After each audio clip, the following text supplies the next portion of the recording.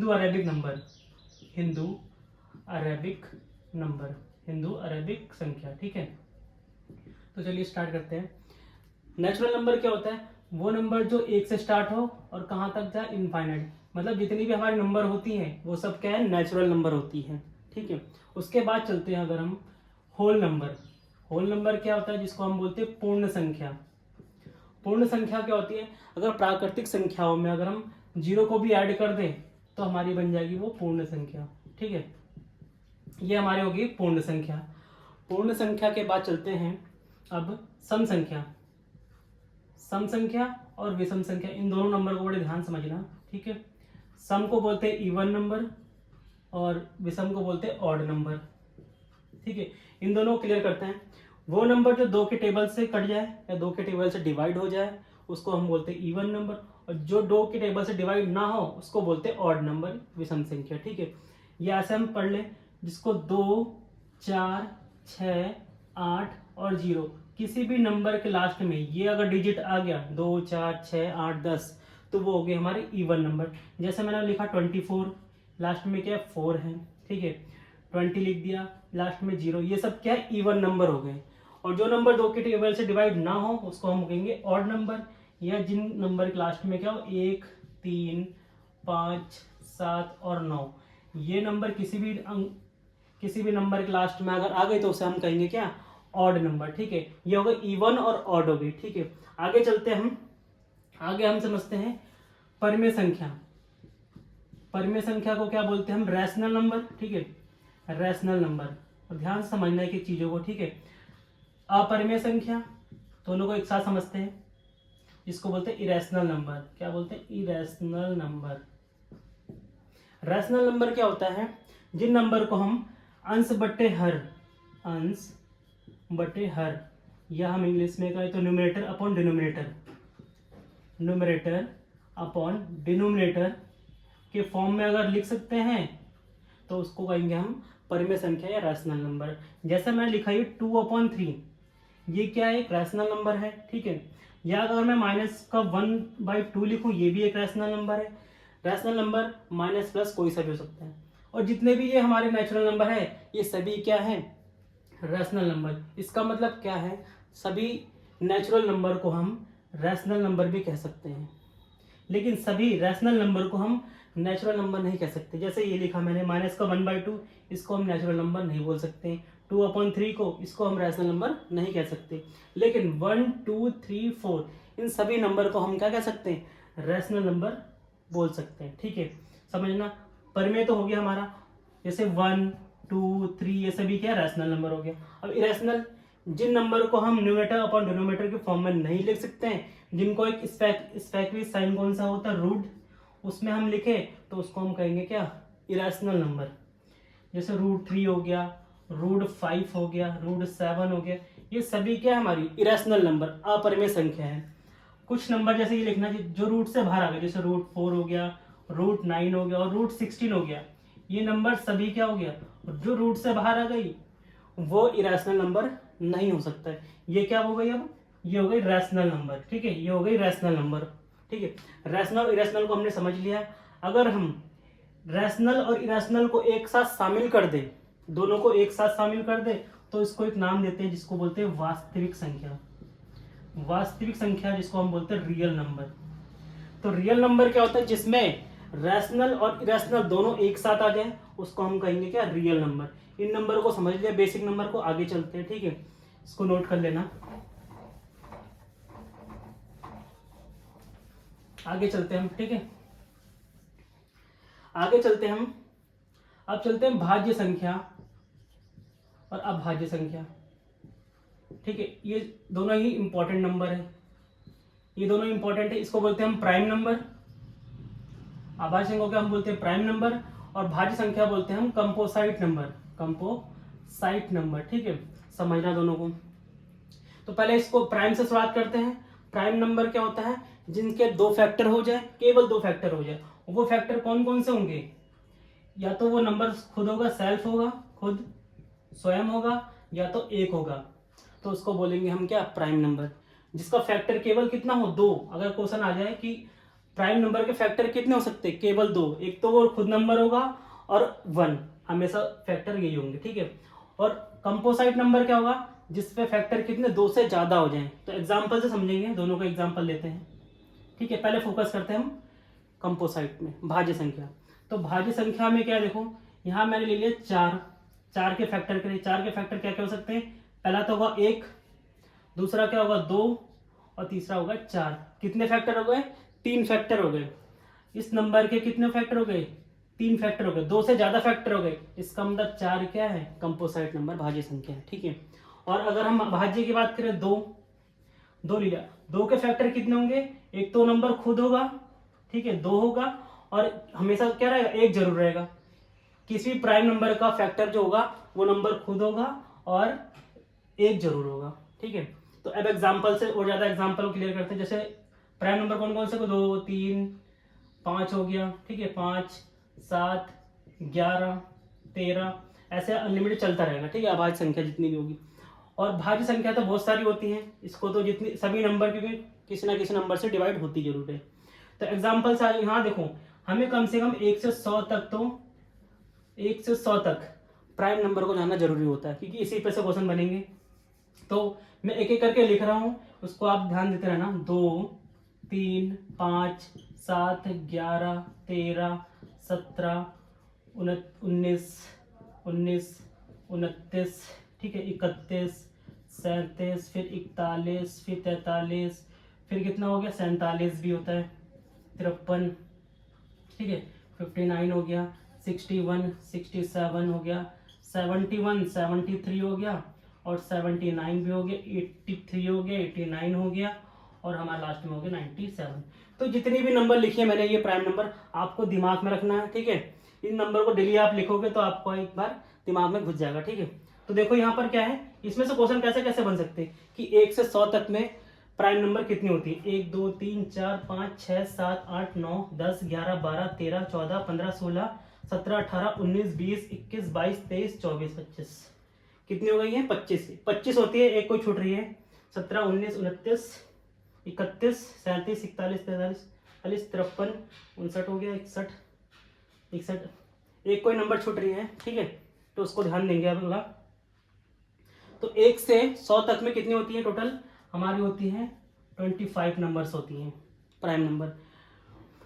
तो इसमें से सबसे छोटी जो हमारी प्राइम नंबर है वो कौन सी है? 2 है, सबसे छोटी जो है हमारी स्मॉलेस्ट प्राइम नंबर कौन सी है? 2 है। और ग्रेटेस्ट बोले तो सबसे बड़ी जो 2 अंकों की 2 डिजिट नंबर प्राइम नंबर कौन सी होती है? 97 होती है, ठीक है, ये ध्यान देना। सबसे बड़ी कितने? 2 अंकों की सबसे बड़ी नंबर कौन सी होती है? 97 होती है, ठीक है, तो ये ध्यान देना। प्राइम नंबर, इनके दूसरे नाम जरूर याद कर लो।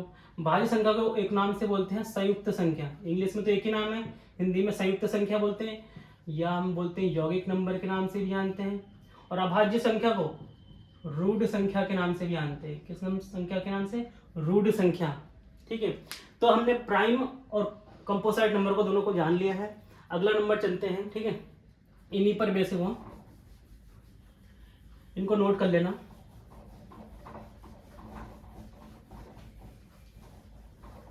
ठीक है, अगला नंबर चलते हैं हम सहभाज्य, सह अभाज्य। ये भी सब इंपॉर्टेंट, अब जितने भी नंबर आ रहे हैं सब इंपॉर्टेंट है एग्जाम के पर्पज से, ठीक है। और अगला चलते हैं जुड़वा भाज्य, जुड़वा अभाज्य। सहभाज्य को हम बोलते हैं को प्राइम नंबर, क्या बोलते हैं? को प्राइम नंबर। और जुड़वा को बोलते हैं twin prime number, twin prime number, ठीक है। तो दोनों को समझते हैं। तो सहभाज्य संख्या क्या है? ऐसे 2 नंबर जिनका एचसीएफ कितना होना चाहिए? 1 होना चाहिए, ये ध्यान देना बस। तो ऐसे 2 नंबर कितने नंबर होने चाहिए? ऐसे 2 नंबर जिनका एचसीएफ कितना होना चाहिए? 1 होना चाहिए। कोई सी भी हो सकती, जैसे 1,2, इनका एचसीएफ कितना? 1 है। या 4,5 ले लिया, इनका भी एचसीएफ कितना है? ये 1 ही है, ठीक है। सभी ऐसी 2 नंबर ले लेना जिनका एचसीएफ अगर 1 निकले। एचसीएफ का मतलब इसमें कॉमन 1 हो। जैसे 4 और 5 में कुछ भी कॉमन नहीं है, इसका मतलब क्या कॉमन है? 1 कॉमन है। तो हम क्या बोलेंगे उसको, सहभाज्य संख्या, मतलब को प्राइम नंबर। तो ये ध्यान देना, और ये नोट एक लिख लेना यहाँ पर। नोट में क्या लिखना कि जरूर अभाज्य संख्या होना जरूरी नहीं है, जरूरी नहीं है। तो दो संख्याओं का अभाज्य संख्या होना जरूरी नहीं है, प्राइम नंबर होना जरूरी नहीं, कोई से भी नंबर हो सकती है, कोई भी नेचुरल नंबर, दो नेचुरल नंबर ले लो, अगर उनका एचसीएफ एक आ रहा है तो उसको बोल देना क्या, को प्राइम नंबर। ठीक है, अगला चलते ट्विन प्राइम नंबर, जुड़वा भाज्य। जुड़वा भाज्य संख्या समझना, इसमें क्या है, कोई भी दो प्राइम नंबर जिनके बीच का डिफरेंस जो हो, जिनका डिफरेंस याद रखना, डिफरेंस कितना होना चाहिए, 2 होना चाहिए, और क्या होना चाहिए, वो दोनों प्राइम नंबर होना चाहिए। ऐसे दो नंबर जो प्राइम भी हो और जिनके बीच का डिफरेंस 2 भी हो, वो क्या होती है हमारी ट्विन प्राइम नंबर या जुड़वा भाज्य। जैसे सबसे पहला जो हमारा है 5 और 7, देखो यहाँ पर 5 और 7 में डिफरेंस कितने का है, 2 का है, और 5 और 7 दोनों ही क्या है, प्राइम नंबर है। अगला देखो 11 और 13, ये भी क्या है, प्राइम नंबर भी, और उनके बीच का डिफरेंस भी कितना है, 2 है। और कौन सा हो गया 17-19, देखो 17-19 में भी 2 का डिफरेंस है। ठीक है, आगे चलते हैं, ऐसे कितनी संख्या हो सकती है, और 41 और 43 भी क्या है, प्राइम नंबर है, उनके बीच का डिफरेंस कितना है, 2 है। ऐसी कई सारी नंबर हो सकती हैं, 59 और 61 ले लेते हैं, जिनके बीच का डिफरेंस कितना, 2। तो ऐसी कई सारे नंबर होती है जिनके बीच का डिफरेंस कितना होना चाहिए, 2 होना चाहिए। 71, 73 ले लेते हैं। ठीक है, तो ऐसे आप सोच सकते हो कितने सारे नंबर हो सकते हैं जिनके बीच का डिफरेंस कितना होना चाहिए, 2 होना चाहिए बस, और वो प्राइम नंबर होना जरूरी है। ठीक है, तो उनको बोलेंगे हम ट्विन प्राइम नंबर। ऐसे आप बता सकते हो कि कितने नंबर हो सकते हैं जो क्या हो, ट्विन प्राइम नंबर 1 से 100 तक होना चाहिए। ठीक है, तो हमने सहभाज्य जुड़वा भाज्य दोनों को समझ लिया है। अब आगे नंबर को चलते हैं। ठीक है,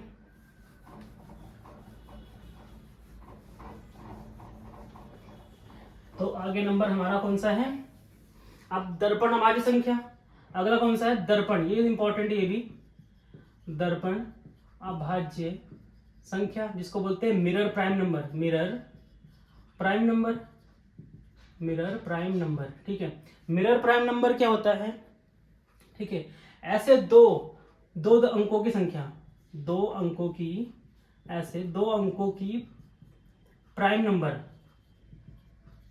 2 डिजिट प्राइम नंबर, जो कि कहां से शुरुआत होती, 11 से स्टार्ट होगी। 11 से हमारी क्या होगी, 2 अंकों की क्या शुरुआत होगी, प्राइम नंबर स्टार्ट होती है। तो हमने क्या बोला, अगर इनको पलट दे, जैसे 11 को पलटेंगे तो 11 ही रह जाएगा, अगर उनको पलटने पर भी, उनके डिजिट को आपस में इंटरचेंज करने पर अगर वो भी क्या प्राइम नंबर हो, तो उसको हम बोलेंगे मिरर प्राइम नंबर। जैसे पहला एग्जांपल ये रहा, जैसे 13 हो गया, 13 को अगर हमने पलटा तो क्या हो गया, 31 हो गया, 31 हो गया, जो कि क्या है हमारे पास, ये भी प्राइम नंबर है, तो ये हमारे मिल गया क्या, मिरर प्राइम नंबर, ये पहला मिल गया। आगे चलते कौन कौन से ऐसे नंबर हैं, अगर मैं 17 को देखूं तो 17 को पलटेंगे 71 हो गया, जो कि ये भी क्या है, प्राइम नंबर है। तो ऐसे कई सारे हो सकते हैं, और देखते हैं, जिसमें 31 हो गया, और कौन सा हो सकता है, 41 नहीं, 41 तो नहीं होगा। ठीक है, और 79 को ले लिया, 79 को अगर पलटेंगे तो 97, ये भी एक प्राइम नंबर है, तो ये हमारे पास क्या आ गया, प्राइम, मिरर प्राइम नंबर आ गया। ठीक है, क्लियर। तो समझ लेना, जितने भी 2 अंकों की संख्या होती है प्राइम नंबर, उनको अगर पलटें, उनको अगर डिजिट चेंज करें और वो भी हमें प्राइम नंबर मिले, तो वो हम बोलेंगे मिरर प्राइम नंबर, दर्पण अभाज्य संख्या होगी। ठीक है, अब आगे चलते हैं, आगे क्लियर, ये क्लियर हो गया होगा आपका। ठीक है, आगे कौन सा नंबर है हमारे पास, ये समझना अब, परिपूर्ण संख्या, ये इंपॉर्टेंट है, थोड़ा सा देखना। परिपूर्ण संख्या, ये पूर्ण संख्या नहीं है, पूर्ण संख्या तो 0 से स्टार्ट होती है, लेकिन ये परिपूर्ण है, जिसको इंग्लिश में बोलते हैं परफेक्ट नंबर। कौन सा होता है, परफेक्ट नंबर, इसको समझना थोड़ा सा, है ना। परफेक्ट नंबर क्या होती है, ऐसा नंबर, जैसे कोई मैंने 4 ले लिया, जिनको अगर फैक्टर करें, जैसे अगर इसका फैक्टर होगा तो क्या होगा, 1, 2 और 4। ठीक है, ध्यान समझना परिपूर्ण संख्या क्या होती है, एक बार में समझ आ जाएगा। देखो 4 है, 4 के हमने फैक्टर कर लिए, 1, 2 और 4 कर लिए फैक्टर। अगर जो नंबर है हमारे पास 4 है ना, तो 4 को हमें नहीं लेना है, 4 को हटा देना है, और बाकी जो बचे हुए नंबर हैं ये रहे, इनको अगर प्लस कर दे, कितना आ रहा है, 3 आ रहा है। अगर वो अगर वही नंबर हमें मिलता है तो वो क्या हो गया, परिपूर्ण है। लेकिन हमें 4 की जगह क्या मिल रहा है, यहाँ पर 3 ही मिल रहा है, तो इसका मतलब ये परिपूर्ण संख्या नहीं है। आगे चेक करते हैं हम, देखो 6 को चेक करते हैं। 6 के फैक्टर क्या होंगे, 1 होंगे, ठीक है। और 2 से भी कट रहा है, 3 से भी कट रहा है और 6 से भी कट रहा है, 6, ठीक है। इसके हमने फैक्टर कर लिया है। अब फैक्टर के बाद क्या करना है, उस नंबर को नहीं लेना है, ये ध्यान देना, उस नंबर को नहीं लेना है। 6 को हटा देते हैं, बाकी बची हुए नंबर को हम क्या कर लेते हैं, प्लस कर लेते हैं। 3 और 2 5 और 1 6, तो ये क्या हो गया, 6 हो गया, ठीक है। तो ये क्या हो गया, परिपूर्ण संख्या हो गया। तो 6 हमारे पास क्या है, परफेक्ट नंबर है, परिपूर्ण संख्या है, ठीक है। और एक ध्यान देना, अगर हम 4 ले रहे हैं, 4 के अलावा 4 को नहीं ले रहे हैं, इसका मतलब जो बचा हुआ नंबर है, बचे हुए नंबर को हम किस नाम से जानते हैं, proper factor. Proper factor, proper factor जिसको बोलते हैं उचित गुणनखंड। क्या बोलते हैं, उचित गुणनखंड, उचित गुणनखंड, ठीक है। ये ध्यान देना। तो 6 क्या है, परफेक्ट नंबर है पहला।